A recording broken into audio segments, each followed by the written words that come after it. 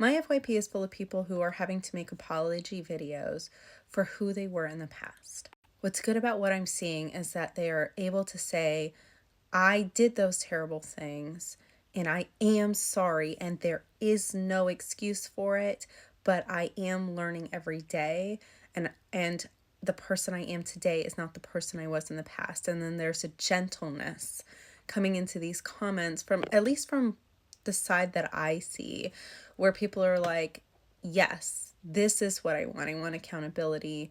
And I want that we are all moving forward. Moving forward as in continuing to strive to be better people. And I think there's an important conversation happening in which we all start to understand that we are not perfect people and that we should all continually be learning how to be better people. We don't know everything, and we're going to continually be unpacking stuff. And this is why I don't like to come into any space as if I am the authority on anything, because I don't feel like that. I don't think I'll ever be the authority. I am just a perspective to offer. So in the spirit of that, I want to talk about something that I personally am still unpacking.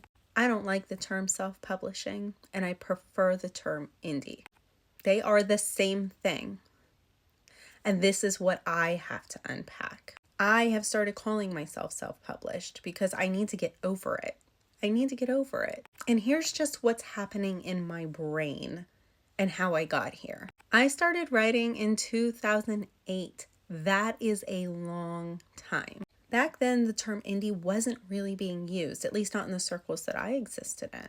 And to me, being indie sounds like you are a boss bitch. You don't need a company to help you out. You don't need an agent to justify your journey.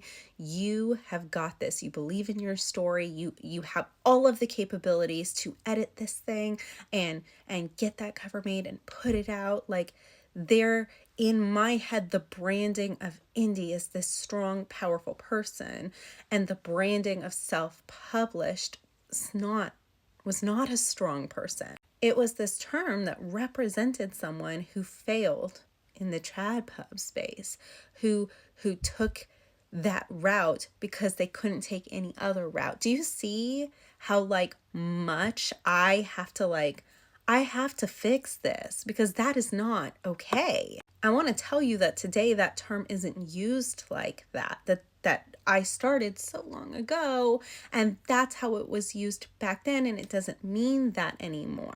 But I have to tell you, it's not over that people use it in such a demeaning way. It's not over. It's just that I have to get over it. My first publishing deal was with an indie small pub. This meant that I was called self-published a lot, even though I had a publisher supporting me. And here I am trying to use the term indie because I think that's more accurate, and because you can be indie and still be trad because somebody else is paying the bills, right?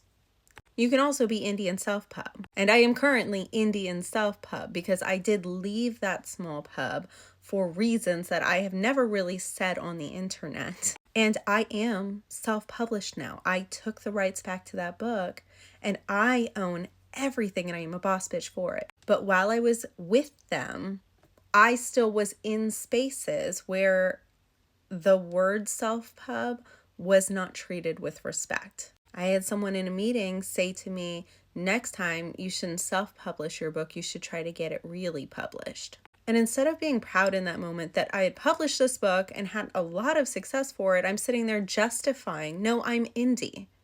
I'm indie. I have a small publisher. And wouldn't that have been a great opportunity to be like, hey, while I didn't do this myself, there are a lot of people who do self-publish and they do really well. I know that because I'm part of this community in this indie self-published space, and I see it every day. I see people who are selling so amazing. Why am I not saying that? And why do I feel such anger? I let myself be triggered by it when I should have felt so proud about it. When I was going back and forth between, do I leave this publisher or not, most of it had to do with my pride attached to not being self-published, to having had someone validate me that this book was good and they picked it. And I understand that that's the reason that some people go trad pub, not just because they don't think they can do it on their own, but because they want that validation. I get that. I do still want trad pub. I do still want that validation, but also this path is so valid. This is people's first choice. And yet there were still moments in my debut year, which was only in 2023, where I would go to events that had trad pub authors and indie authors, and there would be people who are in the trad pub space saying very dismissive things about indie authors and the way they do their tables. Like that you can tell they're indie because they would dress them up. You mean the people who are working hard to make their table look cool with all of the bookish things that readers love? Like, and the only thing I can boast about that moment was me going, I'm part of that, right? I'm one of them. But I still called myself indie. I didn't say self-pub. At that point, I don't think I was technically self-published. I was still with the small pub, but it is the same thing. That's the point, right? Was that I was going so hard on the distinction between the two because I'm being a jerk. Because while they're being a jerk, I'm being a jerk too. Because I'm giving in to the way that term is branded. And I should know better because I care a lot about marketing. And I understand the power behind rebranding because the term doesn't get rebranded unless we work to rebrand it. And I'd spent a lot of time going, no, it's a throwaway term. It cannot be saved. We should all just switch to being called indie. And I see now that this is not true. I love that this space on Book Talk is showing me that that isn't a term that we have to throw away.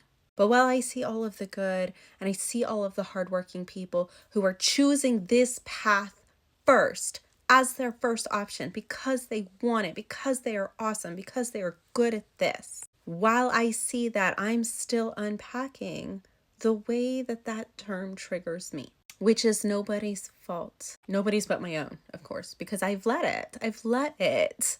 All of this to say that we are still always on a journey of becoming better people, right? We have things to work on. We're not perfect people. This isn't even the only thing I have to work on. It's just the one that relates most to Book Talk, and this is a bookish account. So I guess next up, unpacking what I stay silent about, and whether that has to do with protecting my mental health or just not being brave enough to say